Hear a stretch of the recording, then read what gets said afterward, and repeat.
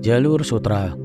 Jalur Sutra adalah sebuah jalur perdagangan internasional kuno yang berasal dari peradaban Tiongkok dan menghubungkan jalur perdagangan antara Barat dan Timur. Dipercaya, jalur ini telah ada sekitar abad ke-300 sebelum Masehi. Namun cikal bakal jalur ini telah ada di tahun 1000 sebelum Masehi. Jalur ini merupakan jalur penghubung yang mempertemukan antara pedagang yang berasal dari Barat dan Timur untuk melakukan aktivitas perdagangan. Lantas bagaimana sejarah terciptanya jalur perdagangan tersebut? Awalnya jalur sutra tidak terlalu penting di mata bangsa Cina. Hal ini berubah perlahan ketika pada tahun 300 sebelum Masehi, Cina secara teratur diserang oleh bangsa nomaden Xiongnu. Kaisar Han Wudi dari dinasti Han Barat merasa perlu melakukan kerjasama dalam menghadapi serangan bangsa nomaden tersebut. Maka diutuslah seorang Zhang Qian sebagai duta besar mewakili Cina untuk melakukan kerjasama dengan Raja Negeri Yuezhi di Barat. Ekspedisi Zhang Qian ke Barat sempat menemui kegagalan di awal ekspedisinya. Namun di ekspedisi kedua, sang utusan kaisar berhasil memetakan daerah mana saja yang dilalui jalur sutra yang termasyhur. Dikala kunjungan kebangsaannya, utusan Zhang Qian tak lupa memberikan hadiah berupa kain sutra berkualitas tinggi terhadap setiap negara yang menjadi persinggahannya. Kala itu, sutra terkenal akan kelembutan serta keindahannya. Hal ini dikarenakan sutra merupakan barang yang sangat langka dan sangat berharga di negeri-negeri di kawasan barat. Sutra juga mudah dibawa dalam perjalanan jauh, ringan, dan tidak memakan tempat. Jejak-jejak yang ditinggalkan seorang Zhang Qian ketika membawa sutra inilah yang menjadi cikal bakal perdagangan jalur sutra. Menurut von Richthofen, jalur yang membentang dari Tiongkok hingga Romawi ini memiliki panjang sekitar 6.000 km. Jalur sutra merupakan jalur yang tidak memiliki lintasan berupa jalan besar, melainkan jalur yang bercabang-cabang dan pada saat itu hanya bisa dilewati oleh karavan.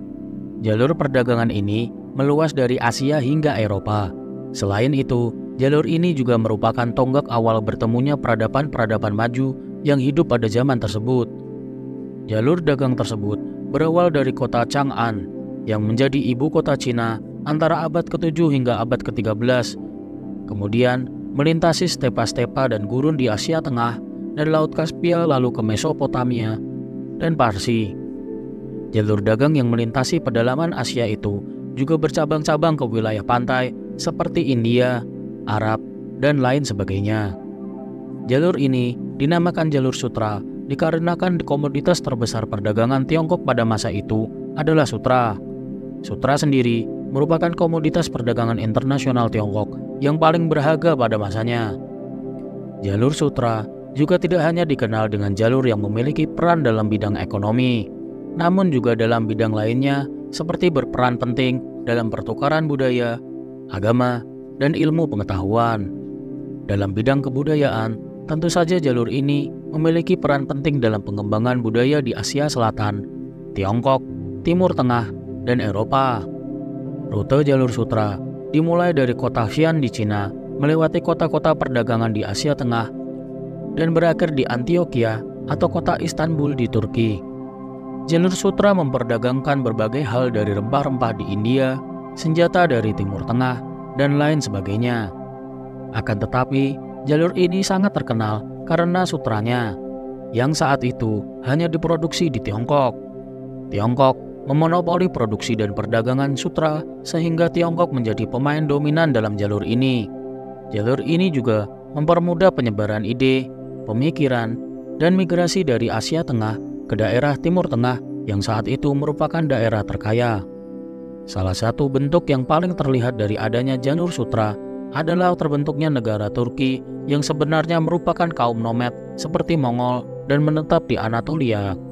Seiring dengan perdagangan dan migrasi, jalan raya internasional tertua di dunia ini adalah jembatan yang menyebarkan ajaran agama Buddha melalui Asia Tengah. Agama Buddha memasuki Tiongkok dari India pada awal abad pertama Masehi. Masuknya agama Buddha pada akhirnya menghasilkan banyak biara dan pagoda di wilayah-wilayah sepanjang jalur sutra. Agama Buddha tidak hanya mempengaruhi kehidupan dan budaya di daerah-daerah itu, tetapi juga meninggalkan keajaiban dalam seni dan sastra. Pengaruh Buddha sangat penting dalam era seni, karena semakin banyak seniman mulai menggunakan citra Sang Buddha dalam karya mereka. Jalur sutra adalah sarana penghubung yang membuka interaksi politik dan ekonomi antar peradaban pada zaman kuno. Meskipun pada saat itu komoditas terbesar di Tiongkok adalah sutra, namun masih banyak barang yang diperdagangkan melalui jalur ini. Pada periode-periode peradaban tertentu, rute ini selalu ramai dilewati para pedagang, pengelana, biarawan, tentara, dan kaum nomaden dari berbagai negara. Selain bangsa dari Tiongkok, kaum pedagang utama lainnya yang ikut melintasi jalur sutra pada zaman kuno juga berasal dari bangsa Persia, Yunani, Suriah, Romawi, Armenia, India, dan Baktrin. Selanjutnya pada masa periode kedatangan Islam, para pedagang Arab juga menjadi salah satu bangsa pedagang yang paling menonjol di jalur ini.